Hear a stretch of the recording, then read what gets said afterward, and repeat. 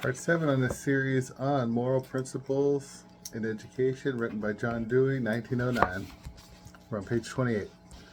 By saying the moral training of the school is formal, I mean that the moral habits currently emphasized by the school are habits which are created, as it were, ad hoc. Created ad hoc, so not connected to real life. Even the habits of promptness, regularity, industry, non-interference in the work of others, faithfulness to tasks imposed, which are specially inculcated in the school, are habits that are necessary simply because the school system is what it is, and must be preserved intact.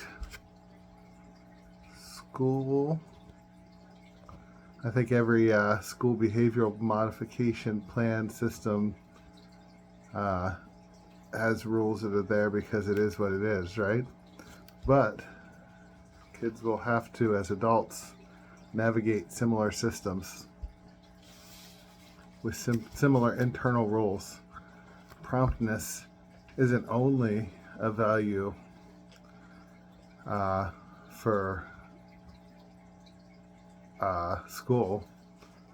Being regular isn't only a value for school, but I mean work, if you're on time and there regularly, that's a value outside of school as well.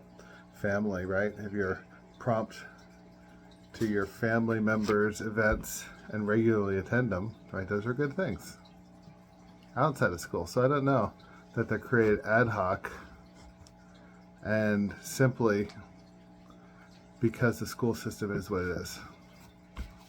And maybe partially because the school is what it is. But the humans who made the school had human vision for it. It wasn't made by some aliens who were able to conceive completely different ideas. If we grant the inviolability of the school system as it is, these habits represent permanent and necessary moral ideas. Right, because we do them in school. Kids internalize promptness, regularity, industry, non-interference with the work of others, faithfulness to task imposed. But just insofar as the school system is itself isolated and mechanical, insistence upon these moral habits is more or less unreal because the ideal to which they relate is not itself necessary. The duties, I'm going to read more to see why, because I think that those things are necessary, but maybe those aren't the ideals he's talking about. The duties, in other words, are distinctly school duties. So is promptness a distinctly school duty? I think it's clear no. I think anybody could have read through that pretty early on and see nope. Promptness is not merely a school duty. It's a duty every day. If you're not prompt for your job, they're going to fire you. If they fire you, now you can't feed your family. You can't feed your family, now what? It's going to starve? Go to a homeless shelter? So these duties, in other words, are distinctly school duties and not life duties. I think I disagree with Dewey again. I'm finding lots of disagreement. I think 10 years ago when I read Dewey, I found lots of agreement.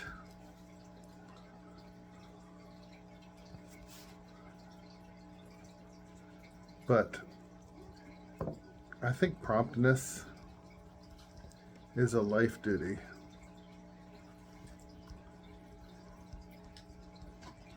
Not a school-only duty.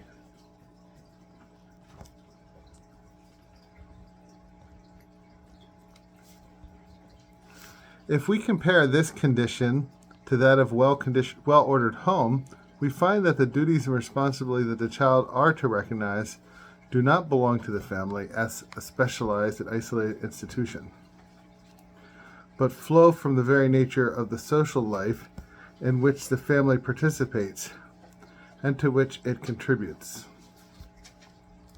Okay.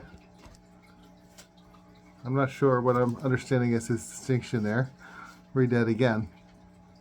If we compare this condition to that of a well-ordered home, right, which also includes promptness, regularity, industry, non-interference with the work of others, right, don't get in your mom's way while she's vacuuming, faithfulness to tasks imposed, right, your job's to mow the lawn, you better do it. Okay, let's read that again. If we compare this condition to that of a well-ordered home, we find that the duties and responsibilities that the child has there to recognize do not belong to the family as a specialized and isolated institution, but flow from the very nature of social life in which the family participates. Okay, yeah, other families are doing that. And to which it contributes. The whole community wants promptness, regularity, industry, non-interference with the work of others, and faithfulness to tasks. Okay, it's a bigger thing, but that doesn't mean it's primarily bigger. I think it starts in the home and the family, and then extends out. The family being the unit of measurement for society. Continuing on. The child ought to have the same motives for right doing and to be judged by the same standards in the school. Well, that's definitely hard to do today. In public schools, there's plenty of parents who do not want their kids to be good in school. They want them to be hellions, right? Even though they want them to be good at home. As the adult in the wider social life to which he belongs. Interest in community welfare, interest that is intellectual and practical as well as emotional, an interest that is to say in perceiving whatever makes for social order and progress.